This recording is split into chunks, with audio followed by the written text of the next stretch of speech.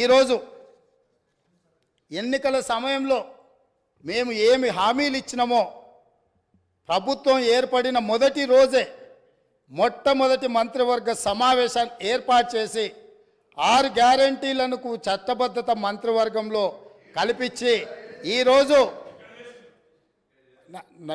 ఇదే సమస్య మేనేజ్మెంట్ కోటాలు వస్తే అధ్యక్ష ఈ ప్రాబ్లమ్స్ ఉంటాయి.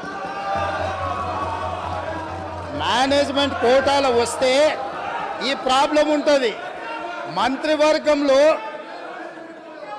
మంత్రివర్గంలో పాలసీలను ఆమోదించుకొని చట్టాలు చేసేది చట్టసభలో చేస్తారు. చట్టాలు మంత్రివర్గంలో చేయరు అధ్యక్ష.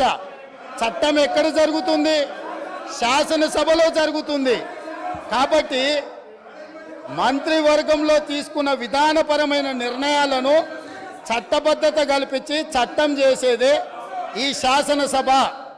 అందుకే రాబోయే పని దినాలలో మేమిచ్చిన 6 గ్యారెంటీలను ఏ రకంగా చట్టం చేయాలనో ఈ సభలోనే చట్టాన్ని ప్రవేశపెట్టి మేమే 4 గోడల మధ్యలో నా మంత్రివర్గమే కాదు ప్రతిపక్షంలో ఉన్న వాళ్ళను మా సహచర పక్షంగా ఉన్న సిపిఐని సమస్యలను పరిష్కరించడంలో సహకరించే ఎంఐఎం సూచనలు కూడా తీసుకొని పరిపాలన నిర్ణయాలను ఏ విధంగా చేయాలనో చట్టబద్ధత కల్పించే చట్టాన్ని ఈ సభ ద్వారా చేస్తాము.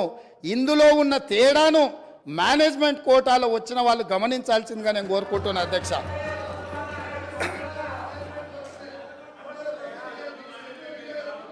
అదేవిధంగా అధ్యక్ష